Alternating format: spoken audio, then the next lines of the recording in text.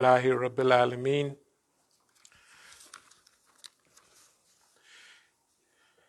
Inna Allaha yahmuru bil adli wal ihsani wa ita'i dhil qurba wa yanha anil fashai wal munkari wal baghi ya'idukum la'allakum tadhakkarun.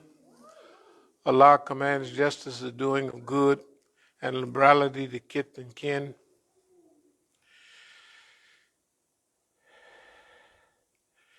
And He forbids all shameful deeds and injustice and rebellion. He instructs you that you may receive admonition. فَمَنْ يُرِيدِ اللَّهُ أَنْ يَهْدِيَهُ يَشْرَحْ صَدْرَهُ لِلْإِسْلَامِ. Those whom Allah in His plan willeth to guide, He opened their breasts to Islam.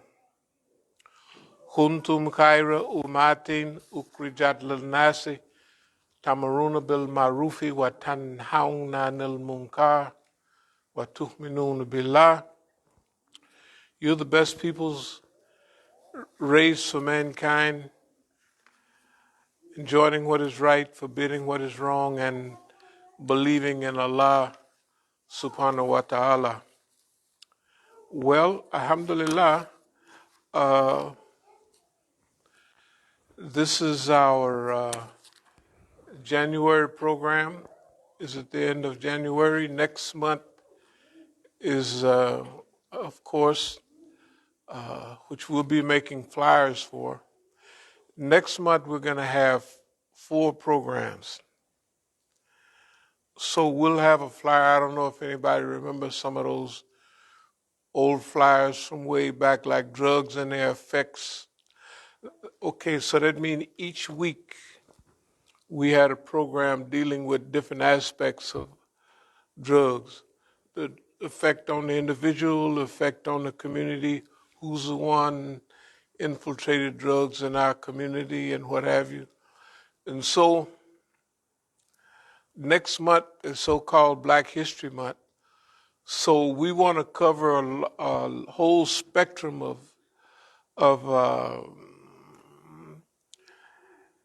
we're going to do a nice history, but we're going to also bring it up to the present and push it into our expectations for the future.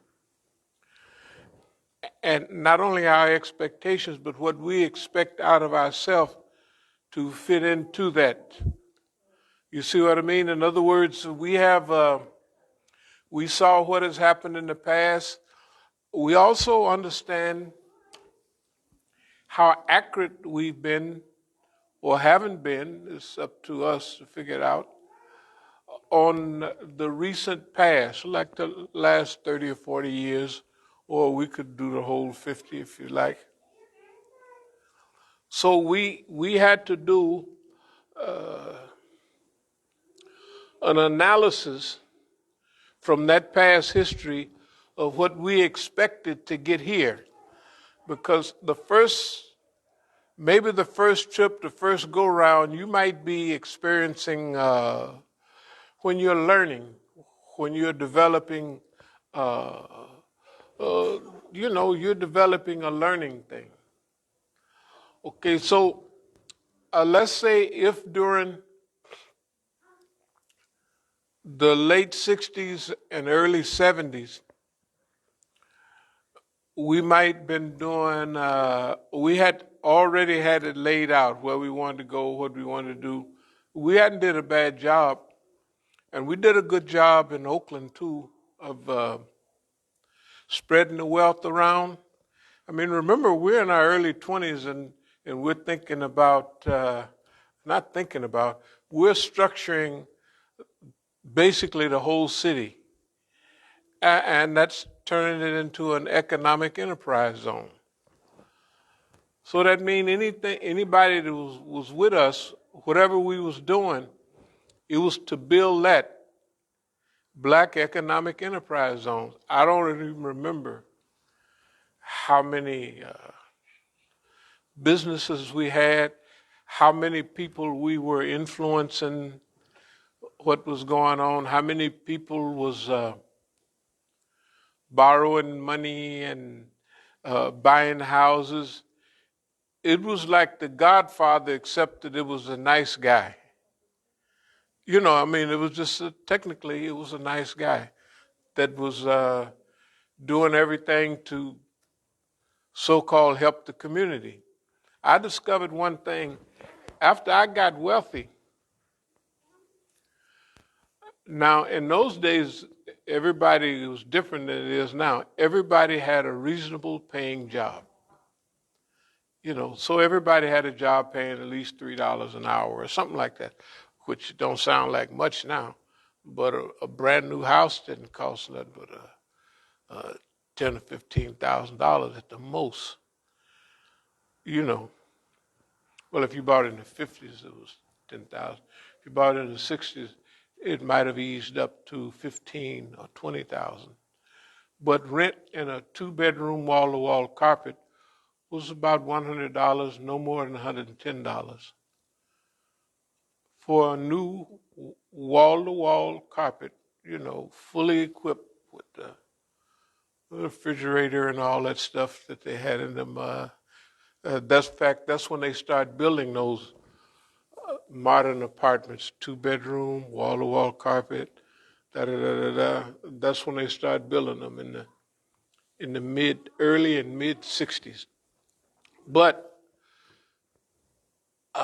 whatever was going on, when we started moving ahead, we were going by ourselves, and it was like technically,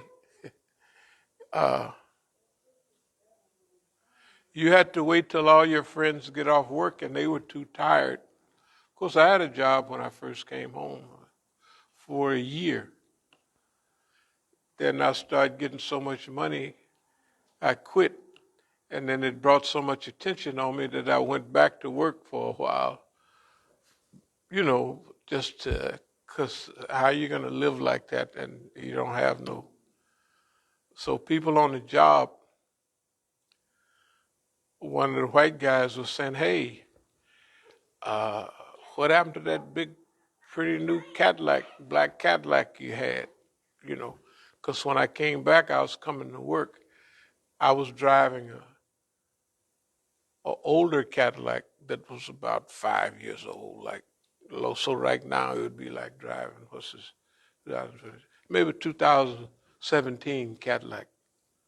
And I got to 2022 at home. So just to make it look good, I'm driving what I was calling an old Cadillac. Now it was sharp though, And then in those days, my old Cadillac was sharper than anybody else's Cadillac. It's okay, I'm just saying. But anyway, so the white guy said, yeah, I guess you lost that other Cadillac when I quit working. I said, no, that's my work Cadillac. I got the other one. So the next day I drove the new one, just to let him know. You know how when you're young, and then I started driving the old one again. But the point is this. When Martin Luther King went to Chicago, his idea was a black economic enterprise zone. And he didn't get it off the ground. It just so happens that Oakland, California was just the right size, just the frame of mind. That's probably one of the reasons the Black Panther Party kicked off there, because of the concentration of black people newly moved from the South, like all of us, not all of us, but most of us was born in the South. It was 2 or 3 people, from out, that was raised there, But anyway, what we started was a wonderful experiment. So that means that whatever you wanted to do, you could come to us and you could get it off the ground. And also, we had so many things going on ourselves that it up the economy. We drew money into our community from everywhere around. And plus, since we were a central connection type, when people came, they brought money to us, but they went out and got money where they was at, right? And they drew money around them. So that whole region, when we said Northern California, that whole region was benefiting off of Oakland. And since we're all black and all this, that, and other, it was, I've looked in all the history books to try to find a black, they call it a black economic enterprise zone now. The city to Baltimore and New York kind of, Philadelphia has got a lot of things going on. The only thing was they had, whoever's name was, I ain't gonna call it, well, Jeremiah was up there. And did you ever go to Garden of Belial's? Those brothers there, I mean, nobody never said, I never told everybody, now look, these brothers here, when you talk about black mafia, these is the brothers. I never said that. It would just be, first of all, I was in prison with all of them. A lot of them.